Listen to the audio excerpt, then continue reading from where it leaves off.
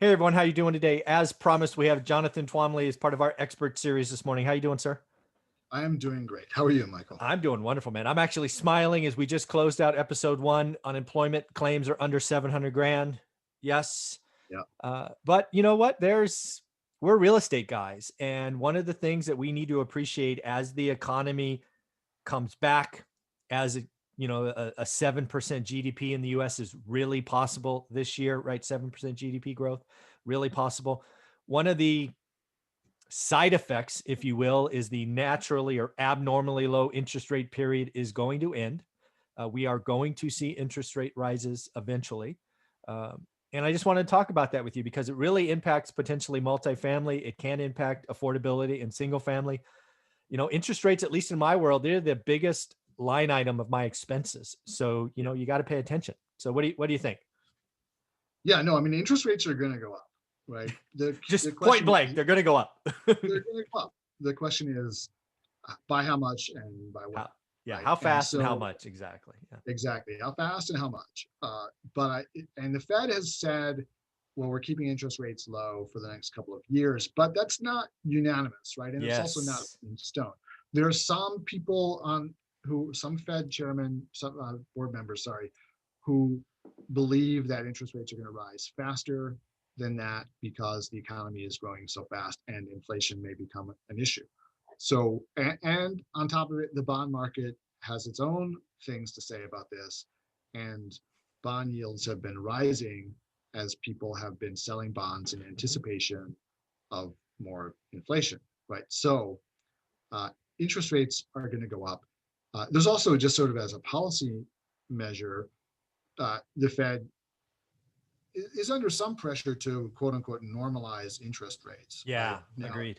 Now, normal, what does normal mean? We've lost, normal used to mean, you know, right? Like the Fed rate was 4, 5, Yeah. 6%, I was going to say and that something in the meant that interest fours. Yeah. rates, yeah, to you were much higher, Yep. right? We've all gotten used to, like the Fed rate, 2% being high. Yeah. And so what is normal? Well, it's not zero, where it is now. That's not normal. But No. how high is it going to go? Um, but the other thing to know is that if it goes higher, it's going to affect the price of real estate, right? Yeah. Because that is one of the major components of expense. And there are several things that, interest rates will affect multifamily real estate in particular, not just because more interest means more a higher payment for you, and that means less money for you, so you don't want to pay as less profit for you, so you want to pay less for the asset. That is one component of it. The other component of it is your debt service coverage ratio. Right now, Mhm. debt service coverage ratio is the amount of additional net operating income you must generate over your debt service for the bank to be happy. Mhm. And the bank is not going, in most, your standard 75% loan to value loan, you are not going to get that loan from a bank unless you can show right off the bat in the first year that you're going to be generating 1.25x over your debt service. So let's just say that your debt service, your principal and your interest payment are $100,000 a year. If you cannot show and make the bank comfortable that you will generate at least 125,000, Mhm. right? So 1.25x Mhm. in net operating income, you are not going to get that loan. And that debt service payment, it's called your debt constant, right, is affected by the interest rate. So the higher the interest rate goes, the higher the payment goes, meaning that 100,000 payment may rise to 125,000, right? And Mhm. Mhm. so that means that for you to hit that 1.25x, you've got to either generate more NOI or you've got to take less debt, right? So you've got to go down to 65% LTV, for Mhm. instance, right? To make the numbers work for the bank. If you go down to less leverage, that means you have to raise more equity. It means your Yep. returns drop. Again, then you don't want to pay as much for the asset. So interest rates have an effect on how much you're willing to pay for the asset. So the higher they go, this will affect there's only so much you can eat in terms of your, you can only so much of your profit that you can give away because of the DSCR. Like you're really not in a position to say, oh, well, we'll just, you know, run it at break even and Yeah. then hope to make money on the back when we sell. Bank's going to say, no, you can't run it at break even. Yeah. If we don't have that cushion to make us feel comfortable, uh, we're not giving you the loan at all.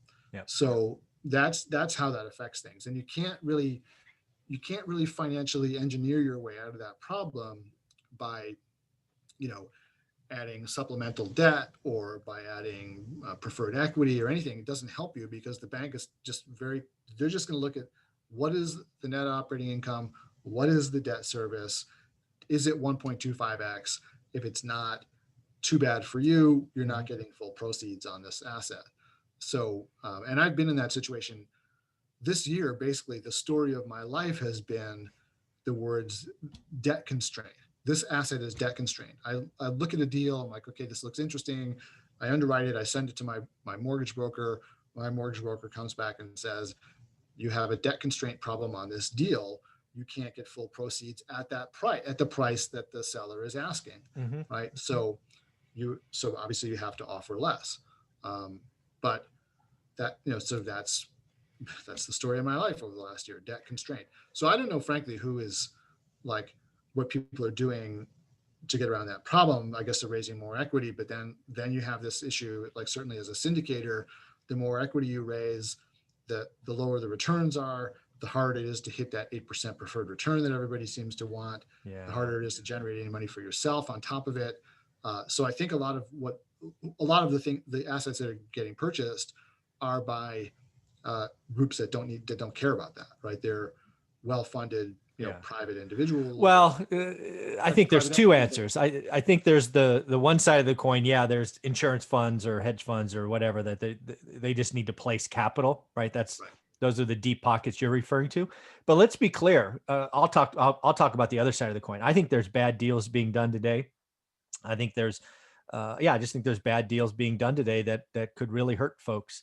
Because again, rising interest rates really ripple through the calculations for multifamily at lots of different points, not to mention your exit risk or refi risk or whatever you want to call that, your transition from IO to full payment. I mean, I think we're going to see it we continue these weekly conversations, 2 or 3 years, we're going to see some high profile failures. Really, that part of it really depends on how much rent growth you can get, right? Because you can grow yourself out of that problem if you can get enough rent growth, right? So because then your NOI is going to rise, and then the combination of the rising, basically your NOI may grow enough so that when you go to refinance, you don't have, even with interest rates rising, you don't have the same problem, right? Yep. However, people also need to remember that on a refi, you can only refi 70%, right? You're usually capped at 70% on a refi. So that there's that 5% delta if you've gone in at full leverage, or even more if you've been able to get like 80% leverage, which some people are able to get on some deals. You've got that 10% additional that you have to cover. Plus, if interest rates are higher, it's good, that delta gets even bigger. So that's where people may run into problems. Like I said, if you can grow your rent enough, and I think that's basically what people are kind of trying to do, is they're buying deals at low cap rates, and then they're trying to rehab them, push them into a higher class of rents, and force that delta, right, to grow. Yeah, so we're gonna see if that assumption works. I mean, it's one city, it's only my portfolio. I'm getting no rent growth currently on my apartments, but I am on houses, right? Single family homes. I'm significant growth in single family. Now that could all change with the economy improving and stuff we talked about in episode 1. We shall see. But I would argue there's a lot more Class A stuff coming online that was scheduled before this all happened. And you have lots of people going for the value add, move it up a stage. We could have a real supply problem, which would mean lower rents, rent credits, things of that nature. But we shall see. Yeah, in that band, right, in that kind of upper level band, and at the same time, you still have like an affordability crisis at the bottom end, where you've got all this sort of C class stuff being removed from C class and forced up into B. because the rents are better, right? And now you've got a diminishing supply of C product, uh, and still the same number of people, or with population growth, more people who need to rent it, right? And that creates a whole other issue. Hmm. There's something that I didn't address on the last segment, Hmm. and meant to, is that so we've been following rent collections for the last year, Hmm. and the MHC has a rent collections tracker, and it showed like rent collections have been off by a couple of points Yep. throughout the crisis, but they basically stayed pretty stable. However, it only tracks institutionally managed real estate. So your best A and B class stuff is what goes into that tracker. Those properties have the best management, they have the best tenants, right? So those are the people who are at the upper end of the K, right? Who Hmm. didn't get whacked by this, or if they did, they had savings to fall back on, Hmm. right? So rent collections stayed pretty stable. There's also been something that's been floating around, which is that something like 40% of renters are at risk for being evicted, Hmm. right? So now how do you square those two things, where you've got rent collections that have been fine? The top line news is rent collections are great, yet 40% of tenants are supposedly at risk for for eviction, right? So clearly, what that means is that at the lower end of things, people have gotten hit very, very hard. Hmm.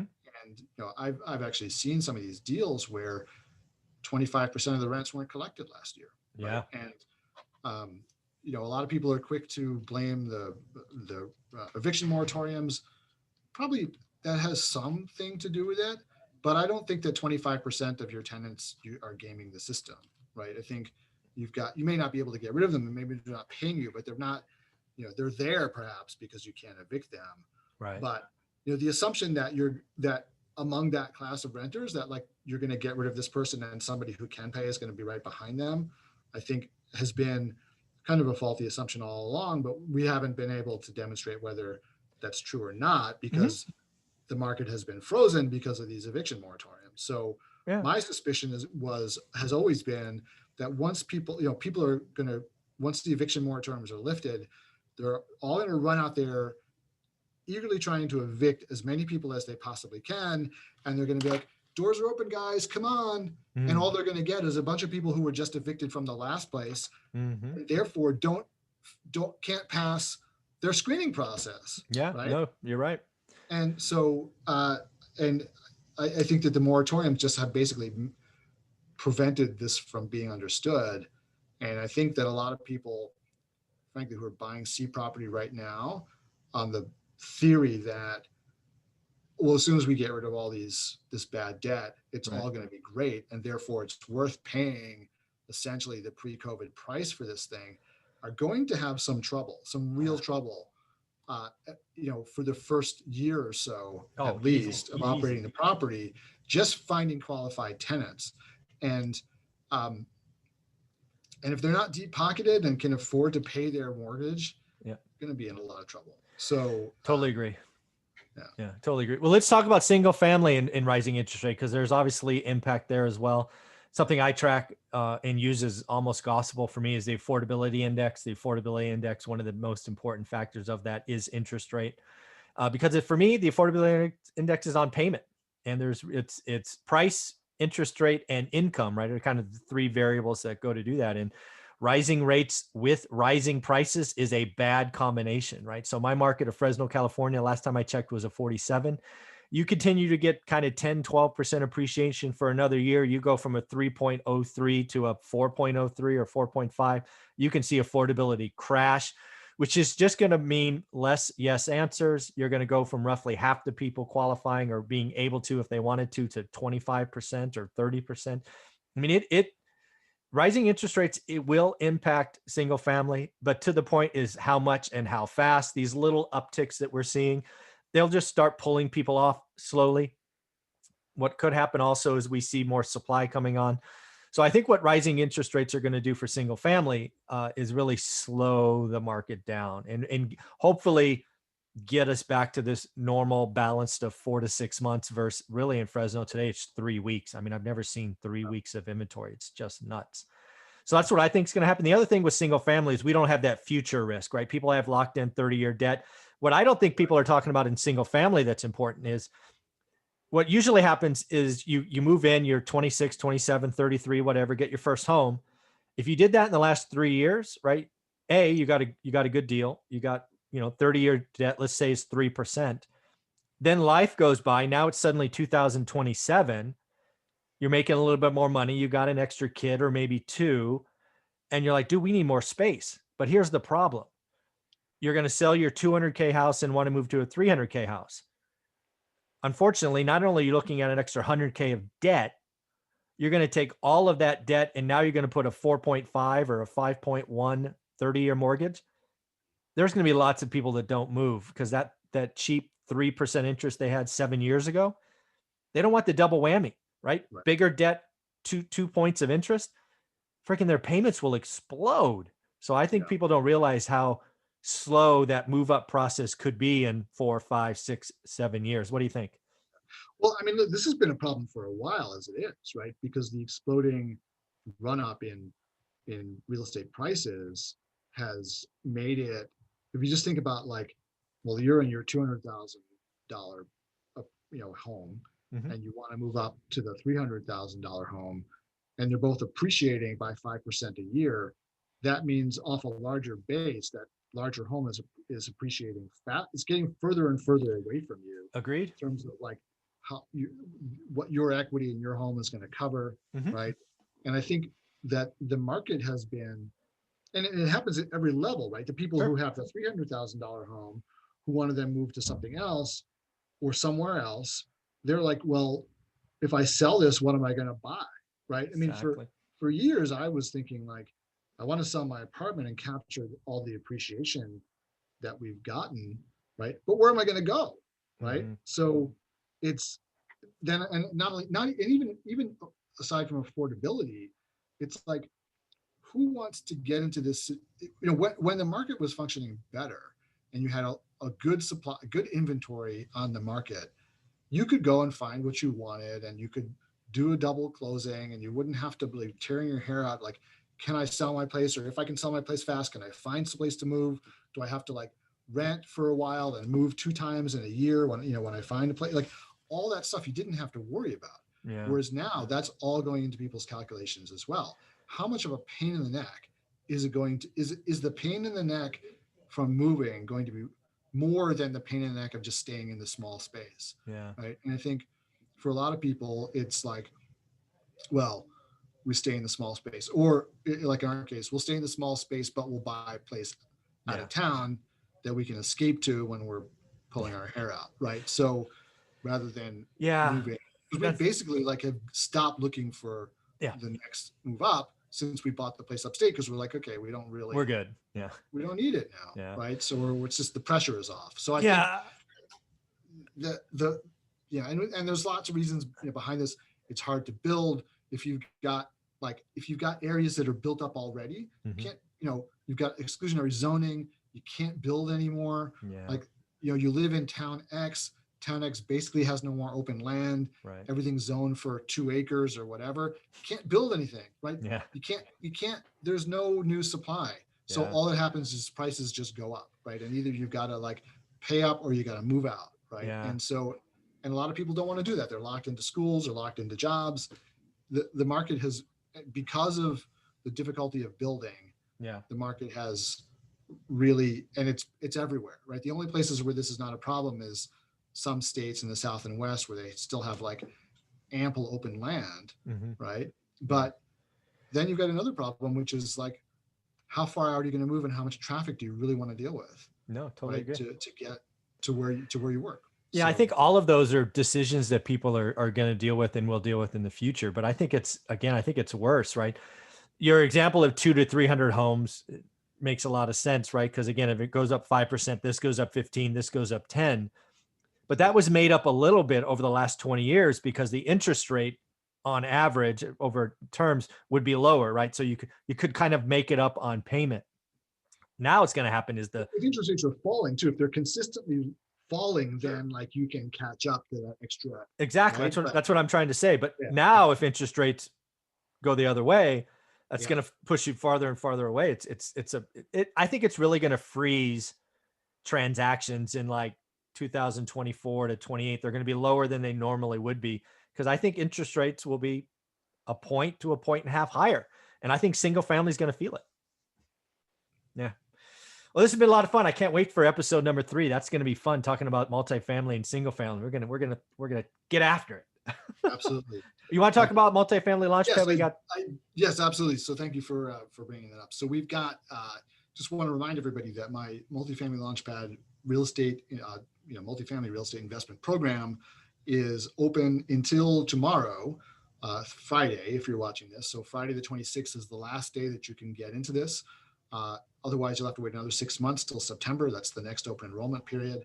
This is the program where you learn directly from me everything you need to do and know to invest successfully in multifamily real estate. Just laid out simply, no hype, no pumping you up, just the basic facts of how you do it and the ability to ask me questions when you get stuck on stuff. So open till tomorrow. If you want to join, you can either go to multifamilylaunchpad.org, grab the download that you'll find there and get on my list, or you can just email me and I'll just manually add you. Jonathan at multifamilylaunchpad.com, not .org. Very cool, Jonathan. Thank you very much. Look forward to topic number 3. Absolutely.